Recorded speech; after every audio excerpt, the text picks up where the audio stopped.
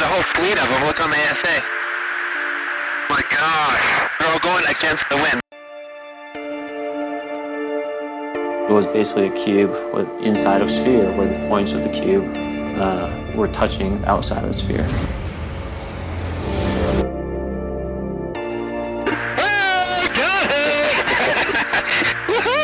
Roger. There's troubleshooting machines out here.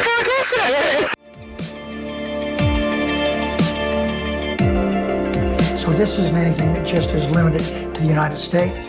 It's a worldwide phenomenon.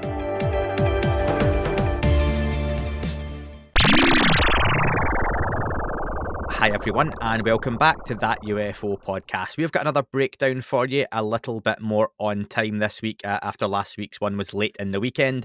If anything, you're getting this one a little bit early because I am away in Glasgow for a few days. But nonetheless, let's get into it. Dan, welcome. Thank you for having me. We won't do the pleasantries again. We decided we're going to skip those last episode. Yes, we're past that. But what we will do is, and it'll help us segue nicely as well, is say hello to some of the new audience who might be listening, and we'll say why.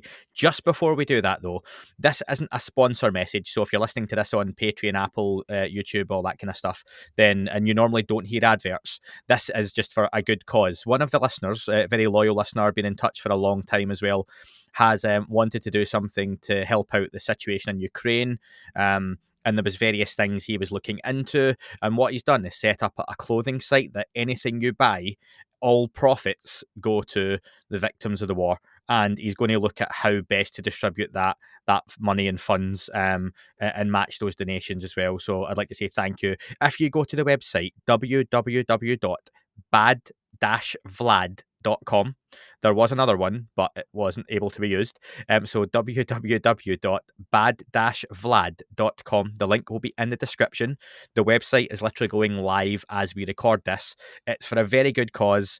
We've not got anything for it. We wouldn't want money or any kind of gifts or favours for reading something like that out. We do try and retweet and stuff for any good causes where we can, and especially as it's very prevalent. So if you want to help out, please go to www.bad-vlad.com and you can get a little something while supporting victims of the kind of war over in Ukraine just now, which is obviously affecting millions of people. And the quicker that's over, the better. And hopefully the sooner that you might be listening to this in the future, and hopefully it was over and done with pretty much after this. So yeah, horrible one, but we touched on it last time as well, but we can crack straight into the UFO news, folks, because so many of you got in touch saying you appreciate especially these types of breakdowns, because if it's infotainment, information, if it's entertainment, however you take this, even as news, then if it gets you away from the outside world for 10 minutes or an hour, then great. Glad we can help out with that. Podcasts can be very therapeutic. Welcome to anyone who's come over to the podcast from the Theories of Everything channel. Kurt Jaimungo very graciously afforded us an advertising spot on his channel in exchange for helping him out with the recent interview he done. We've been in touch with Kurt, Dan, haven't we, for quite a while now, and right. It's always just nice to chat to him anyway, but he offered to do that for us in exchange for just a little bit of help.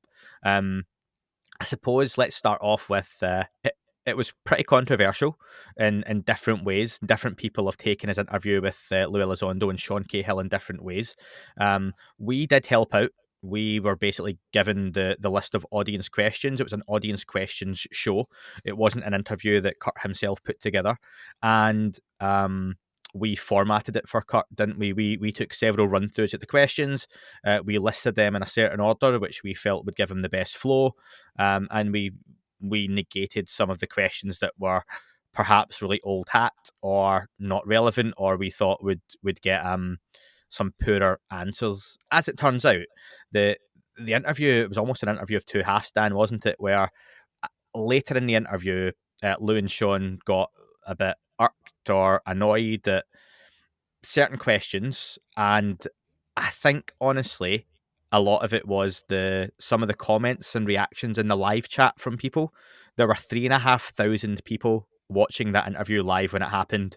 And I think anybody knows by now, especially in the UFO community, there's a section of keyboard warriors who want to derail things and get their name put out there, and there was a lot of horrible comments, and it gets to a point, I'm sure even people like Lou and Sean who deal with that stuff daily, it just kind of came to a boiling point, and especially after the couple of weeks Lou had in terms of that documentary. I won't give the name of it, that slandered him and brought his family into it, which was a big no-no. And then the accusations of bullying, which were total nonsense that happened. It all kind of came to a head, and I'll state right now, I felt bad for Kurt. It wasn't aimed at him, but Lou and Sean have both said so, and they were just trying to direct the conversation in a way they felt would be beneficial going forward. Dan, you watched it after the fact because you didn't manage to catch the full thing live. What did you think? I thoroughly enjoyed it. So let me just say hi to everyone that's come from Theories of Everything as well. What a cool channel, and Kurt is really trying to dig deep with a lot of different guests on that show, and I'd highly recommend that people go watch it. And it's very cool to be able to help out with this kind of conversation. As Andy said, we kind of help filter the questions, and there were some I'll say negative ones in there as well that we filtered out, and I think that kind of connects to what we saw in the chat later on. And Just we have let me state there, Dan. Negative questions isn't we filtered out hard questions for no. Lou. That's not what that means. And you can ask any question you want, just in a decent way. And if the question was able to be rephrased in a nice way, we did that. But just anything that was disrespectful, we'll say, was maybe put down lower on the list or removed from the list. We've since found out that a number of accounts in the chat were actually fake accounts using names of other people in the community that spent a lot of time talking and researching in the community. So that just gives you an idea of the kind of people that you're dealing with. They're anonymous trolls. They're there to derail the conversation, to cause drama, in some cases to try and create content for shows, I think. And it got to a point during that conversation where Lou and Sean just started calling it out. And they really kind of, I would say, put ufology on notice in that moment. And a lot of people since are kind of disgruntled, and a lot of people are really proud of that moment. I know for me, I'm very proud of the moment that they took the time to say it, because there is a lot of BS in ufology. And when I say that word, I don't think of people doing the research and going into the archives and actually looking at the data and trying to figure this out. When I say ufology, I think of the convention circuits and the money making, that constant churn of personality and things like that, where you can see it in the Corey Goods and the David Wilcox of the I'll say community, because it is a community, but I don't include them, in a small kind of central folk. And yeah, it's something that has to go away and will go away as the conversation is adopted into the subjects where it actually will be studied properly. So yeah, I thought it was great. I'll say, and unfortunately, I don't think it will go away, Dan, because I think you see the same thing in other sections of society, regardless of the conversation, that there's always going to be people that choose to ignore whatever the narrative might be or the facts and go off on their own tangent. But the best thing we can do is just ignore that and listen to other people's opinion if you want to. But like you say, you have to kind of move on from it. And it's one of those things, like you can hide and mute and block people online, but they'll find a way to come back into the conversation some way. It's very difficult to, like you say, Dan, to totally negate that, because they found out there was anonymous, accounts that were linked to other people, and that's just the way of life, isn't it? That's not exclusive to UFOs. That happens in all walks of life, especially online, and it's really unfortunate. But yeah. The conversation as well, and I can totally appreciate why some people were potentially annoyed at the reaction or the language or the context, but I think there's interpretation open here. Like you say, you really enjoyed it. I was on the fence in terms of the conversation. I said at the time, I think it's one that in future will be looked back on a lot more positively than it was received at the time and maybe since. And I can even see some of the listeners that have messaged me about it have watched it a second time and decided on second viewing, actually, if I put things in a little context and take away that shock from the first time watching it, it's a little bit more digestible. I think one of the comments, a few of you got in touch about this as well, that they felt a little disappointed when they felt the UFO community was being attacked.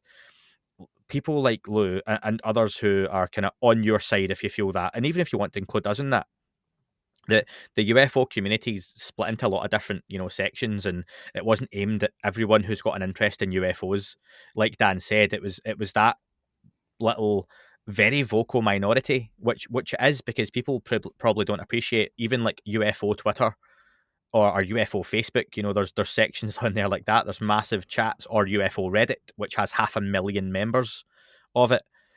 There are still sections which shout the loudest, and a lot of the really good people get drowned out or don't get involved in the conversation because of that, or they don't know how to engage or don't want to engage in that kind of negativity. And I think it was those negative aspects of the community that Lou and Sean were getting really frustrated at, because they themselves had seen the effect of it over the course of, I mean, let's be honest, years and months, but particularly over a couple of weeks. And I thought it crazy. And this, I think, the idea that they were both in the same room causing a conspiracy was wild. And it was like, I mean, it's quite clear they were in the same room when you saw Lou walk past the mirror, and it was like, what's the big deal? It was like that time we were in London, Dan, and we were all sitting next to each other recording on Vinny's channel, and it was like, oh, look, they're all together. Are they in the same room? Yeah, they're just on two different cameras, so they're not next to each other for the sound. Yeah, exactly. That's essentially what it was. I mean, they are friends and they do visit each other. And as we found out, it was online. There was a wedding that weekend, which they were both there for. So they were in the same place and done the interview at the same time, which is ideal. If Dan and I could travel constantly to do interviews or these in the same place, it would be much easier. But we wouldn't sit side by side doing the recording. You would have to plan and be apart and all that kind of stuff. So yeah, even things like that, I think, really frustrated them. And the frustrations came to a boiling point. Kurt obviously got that in the neck as such during the interview, and I would encourage people, again, it's totally your prerogative, and we're going to discuss a few different interviews that have happened over the last week or so on this breakdown, as well as some news, and you can take away from the interviews what you want to take away. If you feel there was nothing there in terms of news or updates, that's totally fair. And if you feel the conversation was unjustified, then that's totally fair. But maybe take a second viewing of it, especially that last half, and just sit back and think, what's the commentary here on the conversation that people are having? And again, I think that has been the peak and boiling point of this down period. It almost feels like that kind of came to a head of that lack of news and updates, and Lou went on a big channel and didn't give us a big reveal, and everyone's waiting on the next video, the book coming out. They're waiting on the office updates. They're waiting on the reports. And then the reports come out. They'll be disappointed that all the classified information isn't declassified. And that's the nature of the subject. And I just think it's, again, peaks and troughs, the good and the bad. And I just think we hit a bit of a peak for a lot of different reasons there. And we're kind of on the way down, and we can kind of reflect on it and move on. And people are quite right to feel like, I'd emphasize grow, though. yeah, Not just move on, but grow. Like, really internalize what Lou and Sean said, because they were absolutely correct. Like, if you feel attacked, maybe that's because you're someone who has facilitated that kind of conversation in the past, or feels that maybe deep down that you have. Instead of feeling annoyed about that, just grow a little bit and kind of go, you know what? Yeah, it's time the subject grew up. We're no longer dealing with something that's just in the fringes and in the shadows. This is legislation now. This is being talked about in the halls of the Pentagon and the White House freely. They don't need to go into those secure rooms anymore. So we kind of need to grow up with the conversation as well. And just kind of last word on it, I'm still hopeful that I've not heard otherwise. The interview with Lou will go ahead in just over a month's time. It might end up being one of his last ones for a while. Who knows? At this rate, they appear to be winding down, like they've said. That's no secret. And I would hope afterwards Lou's interviews are on much bigger platforms in the mainstream to do with his book, and getting that conversation back out there like happened last summer. That's what I would hope, that he gets on to Joe Rogan and he's back on 60 Minutes, Fox, CNN, NBC, whatever the big news channels are worldwide, to get out there and have that conversation.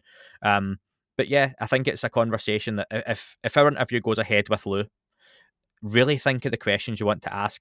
I'm not scared of, hardballing anyone. That doesn't happen. Like Dan says, there are just good questions. Lou himself has always said that he will you can ask him anything. He tells us that before we even interview him. Ask me anything. Again, there's respectful ways to do it, and I won't ask a question that's just one person's attack on someone else. That's whether that's at Lou or at someone else. There's no point. Even if I'm asking a question about, Dr. Stephen Greer or Corey Good, David Wilcox, there's still respectful ways to do it, whether I like or disagree with those people's opinions. That's just the way it's kind of got to be, I think, to have a reasoned conversation.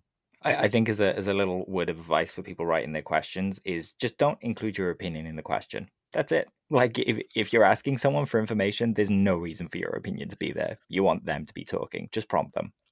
And I am going to try and with this interview as well, because Lou's still got a few interviews coming up. I believe he's on UCR in the next day or so as we record this. Friday the 18th, he'll be on UCR. Am I right in saying he's on Linda Moulton Howe's show coming up? Possibly. There's a bunch of dates, yeah. Yeah, there's a few more still to go, and I would suggest people listen to those and really think about if you really want to put a good question to Lou. I will put great questions to Lou. I'll do a whole interview with Lou where I don't ask him anything of my own. If all the other questions I perceive as being better, if that sounds big-headed, I apologise. But the questions, there's no point in asking about, the tic-tac that Commander Fravor saw. There are ways to ask about the 23-minute video, and we'll get to that in a second with Martin Willis's interview. But if you listen to a lot of Lou interviews, you're going to keep hearing the same stuff because he keeps being asked the same questions. We'll really do our best to make sure it's an interview and a conversation about going forward. And if we do a little bit of digging back the way, we'll make sure it's stuff that's not covering old ground, because that must be boring for the interviewer as well. I've done a couple of interviews on other podcasts, and I'm really happy to help out other podcasts, especially when they're starting out and growing, because I remember what that was like, and I'm fortunate to have the audience I've got now. But you do end up getting just asked the same questions off everyone, but I get you've got different audiences and different people hearing it, and I get for someone like Lou, like Sean, like a Jacques Vallée, a Garry Nolan, Michael Masters, Tim McMillan, all these people who I've interviewed, they do lots of interviews and they probably hear the same stuff. And on a media run, I'm guessing there comes a point where it's like, yep, here we go. I'll answer that question again. And they do it with a little bit less verve and pizzazz and charisma than they would have done in the first time or second time round. But anyway, a lot of interviews have happened in the last week, and we want to touch on some of those. Once again, thanks to everyone who's come over. Thank you to Kurt Mungo for the shout out from Theories of Everything, and thank you to you, just the normal audience who comes back week after week. So I thought you were thanking me.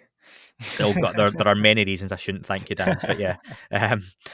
Let's move on. Another interview that happened was Lou and Sean and Danny Sheehan joined Thomas Fessler. Again, all the links for these interviews will almost definitely be in the description if I remember. I've made a note to do it. I told Dan that beforehand, remind me. But Dan, you enjoyed a particular moment Danny Sheehan had on Thomas Fessler's, if you want to relay that back. I dubbed the moment the UAP and the butterfly. I thought it was a really nice fable that Danny spoke about. It was prompted by some conversation about will UAP or the occupants of UAP help us in Ukraine, or if there's nuclear, conflict, if they'll step in and stop it, and so on and so forth. Why aren't we being helped? And Danny told this fable, and I kind of can't remember it verbatim, but basically the idea was that there was a boy who was watching a butterfly emerge from a cocoon, and he watched this butterfly struggle out, and the butterfly went to fly away, and it had emerged fine except for this one little silver strand that was still holding it to the cocoon. So the boy, thinking he was helping it, snipped the strand, but unfortunately it meant the butterfly couldn't fly. Unbeknownst to the boy, that silver strand was the struggle that basically, when the butterfly was strong enough to break that silver strand, it could actually fly on its own now. It built the muscles, didn't it? Yeah, exactly. It built the muscles up.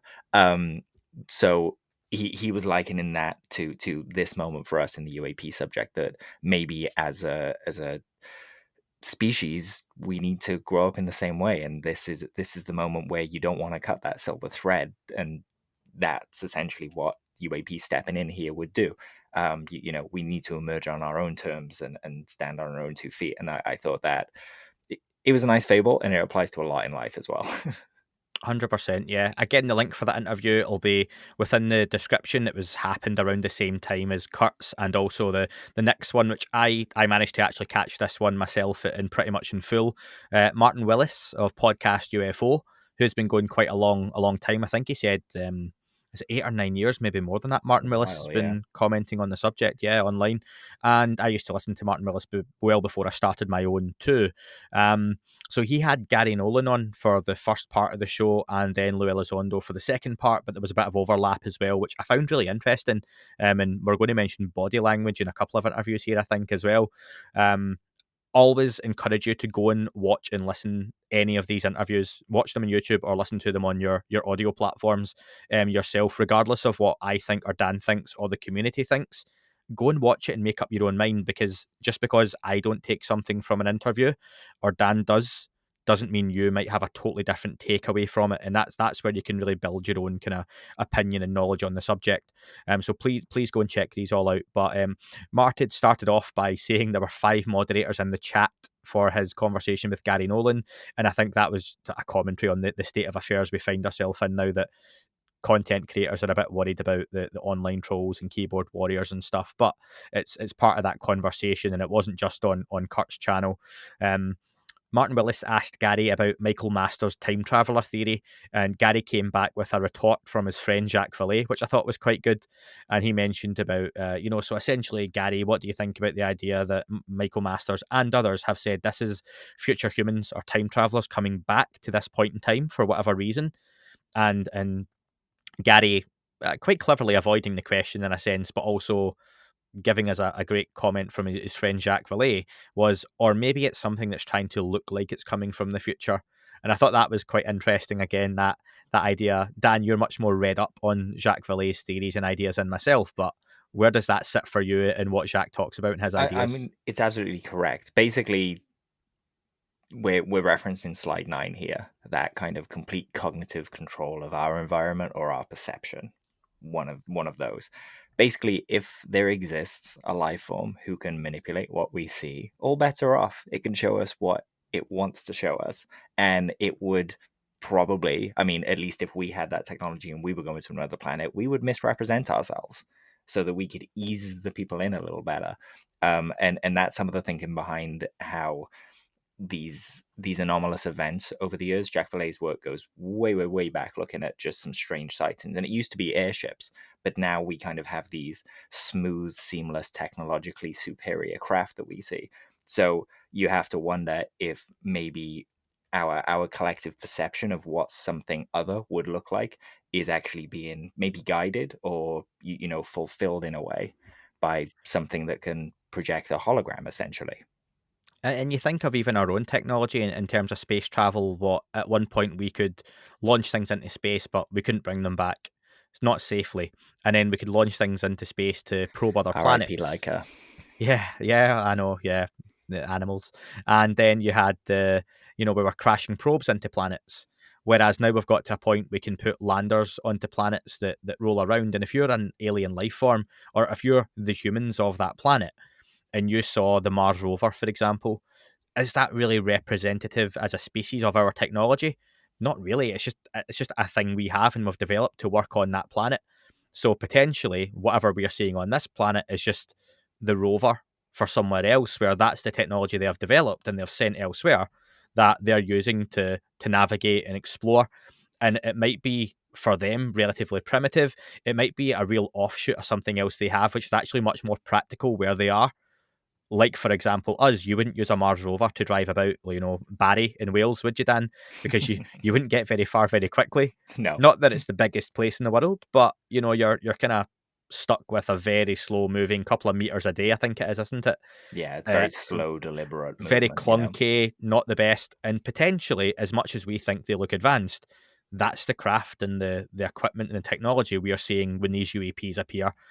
And maybe orbs, craft, cigar-shaped triangles are just different variations like we send up to different planets depending on their purpose. But yeah, just food for thought, and that, I never made a note of that. That was just something I thought of. So hopefully that made sense to folks. Garry and Lou mentioned, Lou came on relatively quickly in the interview. He said he was a fan of Garry's. Obviously, he worked alongside him in several different capacities, and they said they were working on things to come out in the future in terms of more of an academic side of things. So something to look forward to. Any hints or ideas, Dan, at what they might be getting at there in terms of academia? I would go with probably we'll be seeing more papers come out studying these materials that are purported to be anomalous. And probably, at least we've heard a lot about biological studies and databases, especially through the Skinwalker at the Pentagon book and the OSAP stuff. I think we might start seeing some more studies of that open up so we can actually read about them. Is Garry on the Galileo project? I think so, but I don't know. Yeah, I was going to say, because even that might be an aspect of it as well. In the background, Dan's going to just double check that one, but there's potential there that, again, you're working with academia, with, you know, mainstream academic scientists and such on projects like that as well. So that was pretty interesting. Another thing I wanted to bring up just before Dan comes back. Yes, he is. He is. Oh, there you go. That could also be an aspect of it too. Lou says on the 15th of March, as it was recorded, the AOI MSG has had funding approved and sits under the Undersecretary of Defence. Lou didn't speak negatively on the AOI MSG. Dan, does this mark a turning point that department is happening and we just have to let it be and work with it in terms of... we have a legislation update in this. We can jump into that now if you want and kind of... Yeah, it might be a good place to bring it in, yeah. Cool, nice. So on the 15th, President Joe Biden signed the Intelligence Authorization Act 2022, or the Omnibus Spending Bill, I should say. It was signed into law, and it requires a couple of things. One, data sharing immediately with the Navy UAP Task Force and the National Air and Space Intelligence Center, which is based at Wright-Patterson Air Force Base. If your hackles go up at the words Air Force, you're doing this subject correctly. And also to include quarterly reports. So that passed, so we can now expect the first report, and bear in mind this will be a classified report to the Armed Services and Intelligence Committees. That will come on the 13th of June, 2022.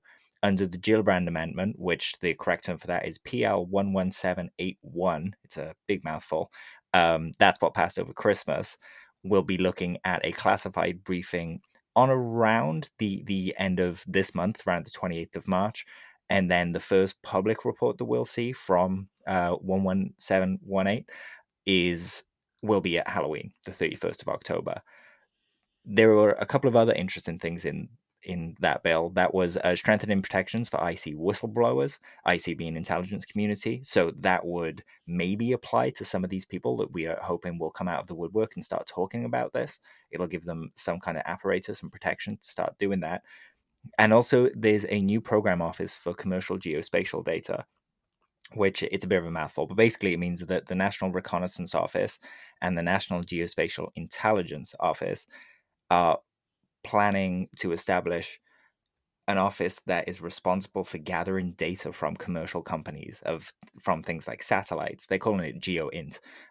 So companies in private aerospace putting satellites in the air, taking certain readings, all of that data will also go into this office. And I imagine that will be invaluable to the search for UAP. Excellent. Thank you. And some good dates to mark on your calendar there as well. We can guarantee we'll have some breakdowns, breaking news updates out on those dates for you if there's stuff to talk about, which I'm sure there will be regardless, even if it's language and putting a fine-tooth comb over the details on there as well. A few more things from the interview. One for me that I would encourage people, if you weren't going to go and watch the full thing, especially there was one bit where Garry Nolan was talking about investigating the atomic structure of potential bodies that may or may not be recovered from crashes to investigate how you would work out if they're human or not. And I go and watch what Garry says. It's pretty interesting. It's very much speculative and just, this is what I would do. It's not what he has done, so he says. But Lou is watching it and I think the body language, Lou was pretty interested and intrigued at what Garry was saying. And I mean, you could probably really look into it and be like, Lou's making sure he doesn't say anything untoward here. I don't think Lou gives much away in terms of he doesn't flinch or smile or wink or anything at the camera, but Lou was watching it pretty intently. And so go and watch that little bit of body language as Gary's talking about how you would examine any potential body. I think it was off the back of earlier in the show they had talked about the Atacama body that, of course, we found out that's right. it was a skeleton of a humanoid like baby, essentially, more than likely, from some time ago. And just to round off, the last thing in the interview that I thought was pretty interesting, and it's something I've brought up before, and I suppose it depends where you land in the conversation in terms of conspiracy and trust in the government or not and other people as to how you might feel about this. Lou made the comment that not everyone with a security clearance is trying to deceive you. And I had this notice too. yeah, I've put my notice exactly. People forget that many of the folks coming out of these briefings are leaving very highly classified briefings, and they're probably calling home to check on how the kids are, or they're calling up a care home to find out how their elderly relatives getting along just now, if they had their meds, how they're coping to some kind of treatment. They go home and they probably order Domino's pizza or Papa John's or whatever your local pizza place is. After a break, they go to Disneyland for a holiday, and these are the shadowy figures that people refer to.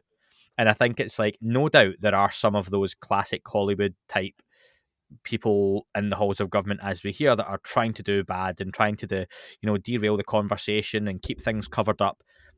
But you can't think everyone is. And if you're going to use that blanket term, the government, it covers too much. So I do think you have to.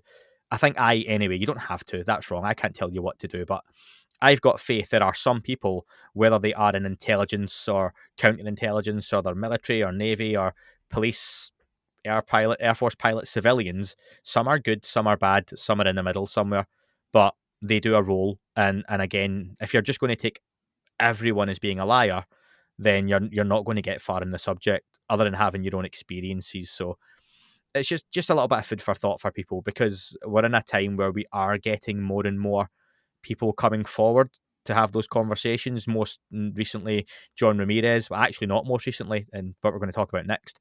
But John Ramirez, obviously, most notably, came out quite recently, done a lot of interviews, and talked about a lot of really interesting ideas. Some from a place of knowledge, some pure speculation. Others met somewhere in the middle, it would appear. And like you say, Dan, with this new legislation having protection for whistleblowers from the IC community coming out, there's a chance we're going to get more of that. I prefer to listen and make up my own mind depending on what they say in their background and everything else. But anything else to add on that? Yeah, same. Just to note the bit where Lulu was asked about something, and he said his hope for the future is that there will be a 6 months to a year amnesty period, to get people that had been involved in this cover up to come forward and start talking. I've made allusions to apartheid in South Africa, where we needed to work with the people we saw as enemies to figure out what parts of the system were broken and to try and fix them, to varying degrees of success. But I feel personally, at least, like we need to do something similar, purely because the people that have done the cover up may have a reason they feel is justified. This comes back to the whole talk about the UFO community. It's made up of people. We all have individual desires. No two people are the same. We all have different beliefs. So the sooner that people split up that community and start thinking of us all as just people, the same with the world at large. I think the better we'll learn to work with each other a bit more. Yeah. Look, Dan, you and I are very different in a lot of ways, and even in the UFO conversation, like, you come from a very different place. There are places we definitely meet in the middle, 100%. People hear that, Yeah. but there's a lot of stuff where you've got a real interest, and I'm like, meh. And there's Yeah, stuff sure. that I've got more of an interest in, where you're like, yeah, okay, but. And it's, again, you just have to, okay, cool, I hear what you're saying, but I think this, and you kind of change, and your opinion should be fluid and kind of mold as you kind of as you grow, if you say, Yeah. using your word from earlier. Like we never, when we talk about these things, we're never attacking each other personally, right? Like what we think of each other That's people is totally separate. I mean, unless there's a dialogue going on in your head that I am unaware of. there's But always a second dialogue going on in my but, head. I but you promise know you, what I'm getting at. We 100%. do not take this personally. We're all on the same side trying to figure this out. So we should learn to identify our allies. Yeah, that's it. The segueing into that roughly, Project Unity had an interview that Ooh, just sorry. One more thing, just go on, because go. Garry in the interview recommended some books that people should read, and then Garry will be able to open up a bit more on the conversation. Those two books were by Richard Dawkins. They were The Selfish Gene and The Blind Watchmaker. So if you have read them and you have any ideas, give us a shout. But I'm going to be picking up those soon, and I'll have a read. I think I'm getting better at this, Dan. Can you just, because people will have heard that and went, oh, there was recommendations, just repeat those books for us again? The Selfish Gene and a separate book, The Blind Watchmaker, both by Richard Dawkins. There you go. Cool. So yeah, Project Unity, Jay over there had, who's been quiet for a while, announced he had what he said at first was he had a huge interview that bigger than Chris Mellon was the hype, and it was, let's be honest. Admiral Bobby Ray Inman, who has quite the background when you look at what his former positions have been, the organisations he's worked in within government, and it goes back quite some time. Admiral Inman is 90 years of age now, so I don't think he's done many interviews. I think the most notable recent one was 1989, I think, in many of the conversations I had seen. Back. So yeah, you're looking at, like, I was 3, so you're going back 33, 30, almost 35 years to when he really last spoke out on the topic in conversation. And I'm probably getting this slightly wrong. Please look it up yourself. But I believe even then it was a conversation that leaked that wasn't meant to be recorded on the topic of UFOs that he was involved in, he was named on. So he's not necessarily someone that's been out and about in the past, jumping on various different radio shows or TV programs as it would have been back in the 70s and 80s and 90s, talking about the UFO subject. It seems he did have an involvement, no, reportedly, in many, many different ways. The interview just happened or just aired last night. I've not had the chance to watch it myself. I believe it's only an hour or so long. It's just shy of an hour, I think, about 51 minutes. Yeah, and that probably reflects, and I, again, like any of those other interviews, go and watch it yourself and make up your own mind. But Jay himself, I've seen comment on his live chat, and from some of the people in that UFO podcast Discord channel who had watched it and commented, it was a bit of an awkward one. Again, this has maybe been the theme of the last week for some of these interviews, as it seems the guest wasn't necessarily playing ball in terms of the questions. A lot of people in advance thought Admiral Inman was going to be coming out and having a conversation openly about UFOs and the history and his involvement. And it seems the takeaway headline from myself, and I know you've got a takeaway, Dan, as well, from many people, including Jay himself, who said, yeah, it was a little bit, awkward and not what he expected. Admiral Inman more or less brushed off the subject as being Navy misidentifications and adversarial drone technology.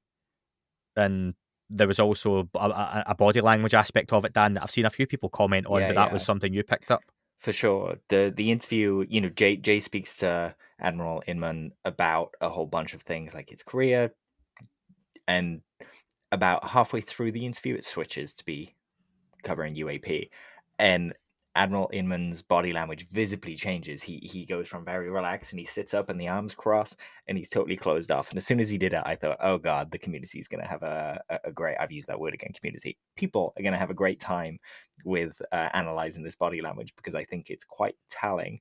He essentially just denied everything and fooed the subject. Interviews like this, it's best to not have any expectations and just be thankful that we're getting this person on record. Mm-hmm. That was the bottom line for me. So I'm not too perturbed that he denied everything. It's more for me about making sure that we get this person on record saying whatever he's going to say. Yeah, and in the annals of history down the line, maybe those comments turn out to be correct, false, or somewhere in the middle, which is always probably more likely to be the case in this subject as well. But again, the link for that will be in the conversation, in the description of this of this conversation. Jesus, I just really want to see the word conversation, folks. Sorry. Just say it, man. Yeah, Embrace it. conversation. Yeah, because that's all this is a conversation, folks. Don't get upset. But yeah, Project Unity, check that out. Admiral Bobby Ray Inman. A relatively short interview, especially for Jay's style and channel. Go check that one out and let us know your thoughts. That's pretty much it from an interview point of view for the last week. I recommend people go and check all of those out. A lot to digest, some controversial stuff, some really deep conversation, maybe some laundry that had to be aired, and it happened, kind of on different channels, or didn't happen as some of them went. But It's the laundry, I think, just to kind of put a pin in it. It's this juxtaposition that we can be talking about aliens and ET and coming here and being all, we're going to work with aliens from another planet, when some people can't even get over the fact that there are other people in other countries with different beliefs. And it's just to say the community, or people in the community, need to take a look in the mirror and think about really what they want in the future. Because if aliens came down, would they be able to stomach working with them? Would they like that? Or do they just like the idea that they have in their heads of this, sci-fi narrative? We need to think about how we treat others here before we can fully embrace looking outside of humanity. And that's, again, not to go for everyone. Some people are great, but there's just that weird juxtaposition that keeps coming up. yeah, and but before we start sounding like guardians of the conversation, folks, you don't take anything we say with a pinch of salt, please. But it would just be easier if folks allowed other people to share their opinions and decide whether or not they wanted to go along with that and then move on. And that's it. But people get very argumentative. Speaking of which, I've got Joe Murgia coming on, hopefully next week or so, to have Joe won't mind me saying that, to come on and have a chat about a few different things. So amazing, that'd be great. Joe likes to get involved in a few different conversations, doesn't he? He wouldn't mind, and it's great to go over all this kind of stuff with him as well, as to where he's at, and he's got some really good sources. I was going to say allegedly, but definitely from some of the claims he makes and some of the people he speaks to, that'll be an interesting one as well. So yeah, look forward to bringing Joe in, breaking the ice there, Dan, after some heavy conversation on other people's conversation. There's that word again. And to wrap up, Dan, John Greenwald, The Black Vault, no doubt you are aware or have checked out his website or Twitter feed. He done a little bit of foyering as his life. That's what he does as a day job, and it's grueling and strenuous, and he gets a lot of nothing from that at times. But when he gets something good, it tends to be pretty good. And it was picked up on Yahoo, Vice, and other different media outlets as well, that the Obama Library is releasing some AATIP articles. Dan, is that correct? That is correct. The word releasing is generous. There are 3,700 articles that will eventually be released through the Obama Library. The fact they exist there is very surprising. Unfortunately, John asked to do an on-site visit to look at the unclassified material and was told that they will take approximately 16 years to prepare. So it's going to be a while. He put out a call for some officials to maybe help him get this process moved along. And who knows, there might be an expedition process going on in the background for this stuff. We know there are some other places who have documents that are currently going through them at the moment. But for me, it's clear that FOIA work is ongoing to get documents for these programs behind the scenes. So even when nothing's happening, there are definitely people in those halls digging up these OSAP and AATIP documents for us to eventually see the non-sensitive stuff. But there must be an overwhelming of people asking for this stuff for this much of a coordinated effort to be happening with them. And it's good that it's coming from various different places rather than having one gatekeeper for the official government documents. The Obama Library, one of the nice things about it is that they want it to be an all digitized library, completely digitized, so that it will eventually all be online. Congressman Tim Burchett, we've seen him pop up in the past in support of this kind of UAP initiative. He retweeted John and simply wrote, "Keep digging, this is a cover-up." Yeah, I saw that online as well. And you wonder, as again, with what's going on in the background with the old task force office being set up, the OIMSG, approvals, funding happening, is a lot of this also in response to the fact these organizations, senators and congressmen and women alike, are starting to ask for this stuff themselves in the background. And it's a case of some of these organizations trying to get in ahead of the game and get through this documentation first. And unfortunately, maybe some of it's getting removed or redacted that we don't even know. But, Well, again, just getting ahead of things. This, I think, has something to do with the information and data sharing that's being requested in the legislation that's been passing. They need to hand over this stuff immediately. Obviously, between departments, they don't need to classify as much when they're cleared to see these certain things. But in terms of going through it, it seems like they're going through it once and kind of making separate piles of stuff that's okay for us to see and not. But rather than releasing it as they go, I think we'll just all see we'll see an AATIP archive dump at some point of unclassified material. Yeah. And as always, to finish up this breakdown, we've got a James Webb update, don't we, Dan? Because the mirrors are 100% aligned now, and we got our first clear picture. That's so right. We've Kind come of a long way in a couple of we've come a long way in a couple of weeks from that blurry picture where people were like, "Oh my God, is that the quality we're going to get? That's awful. It looks black and white and it's fuzzy." And we've got something pretty incredible now. Yeah, absolutely.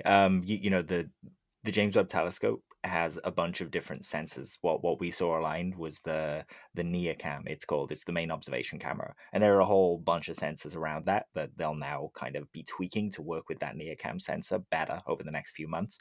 But basically, the telescope is performing at or above expectations. The image they took was just an evaluation image to see if it was all aligned. They focused on the one star that you can see in the middle. If you look at the thumbnail, if you're seeing this on YouTube, you'll see that image, and we can link to it as well. But yeah, they focused on one star, and completely by coincidence, the telescope is so sensitive that we actually saw a buttload of galaxies in the background, and you can kind of almost see the spiral arms. And it's so good that I would expect over the next couple of weeks that we'll actually see some papers written about the findings based on that evaluation image. We don't even have all the sensors kind of spitting out data to us yet, and it's so exciting to see this coming from just let's just check it's working. And it is outstandingly. And I think it's a nice place to end there on the conversation we've had on this one, talking about all those kind of factions and broken aspects of different communities within the UFO field and subject, that forget all that and what we're looking at in terms of the subject and just look at what we are looking at out there in the reaches of space and the things this telescope this year might dig up for us. Not saying it's going to, confirm alien life on another planet, but we're going to probably get some pretty incredible images, ones that maybe do start getting some of those more of those mainstream scientists, because I got into trouble off of a mainstream scientist recently for saying that they aren't involved when some of them are, but maybe more of those mainstream scientists going, maybe there is more out there and there's a lot more that we could be looking into. Probably fair, Dan? Yeah, absolutely. It's fair to say that we are looking in certain ways for other signs of intelligent life. It's just that our idea of what that is right now is fairly limited. And the more we go forward, the more we seem to be broadening what could be possible.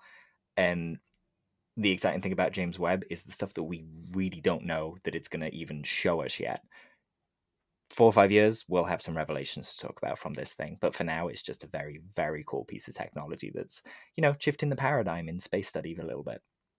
Absolutely. And just to finish off, folks, remember, if you want to help out one of the listeners who's set up a wonderful organisation where you can get a little something back for donating and helping out victims of the war in Ukraine, it's www.bad-vlad.com, and the link will be in the description again. Dan, thank you very much for your time. You know what? I got to the mute button then to not say I was on mute, but I clicked it twice, so I put myself back on mute. So I'll give it a good. I was on mute, and thank you for having me, and I'll catch you next time. That is all for this week's show. Thank you very much for listening. Please remember to leave the podcast a review on your chosen platform. You can like, retweet and subscribe. That would all be very much appreciated. The shows are being uploaded onto YouTube as we speak more and more. You can sign up at patreon.com/thatUFO podcast to access the shows ad-free as well. Please get in touch on Twitter, Facebook, Instagram, That UFO Podcast. Of course, on Twitter, it's at UFO UAPAM. And again, folks, as always, keep looking up. You never know what you might see.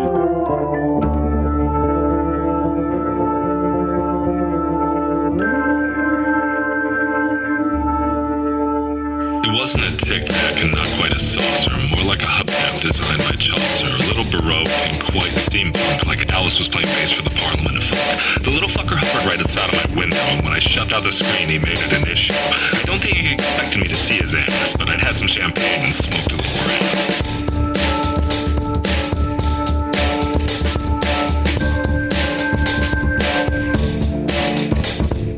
Meditative gamma state full on meta. Can't imagine how it could have been any better. I got to the top of the stairs and there he was. Like, you awake? I was about to abduct you, cuz.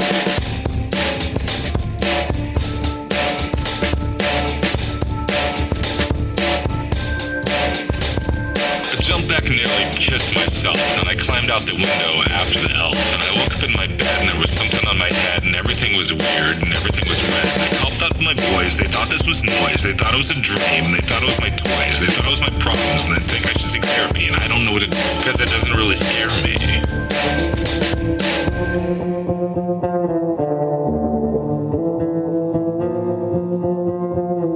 If you really want to know who I think I be, I think it's you and me and us and we and him and her and that and she and that thing over there and what's that, Jay?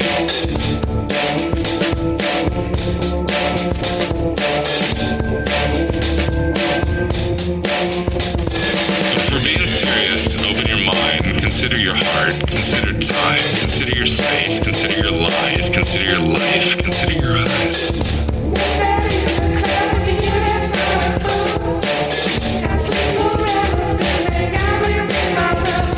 It wasn't a tic-tac and not quite a saucer. What's that in the class with you, that sonic boom? Got sleep paralysis and got winds in my room.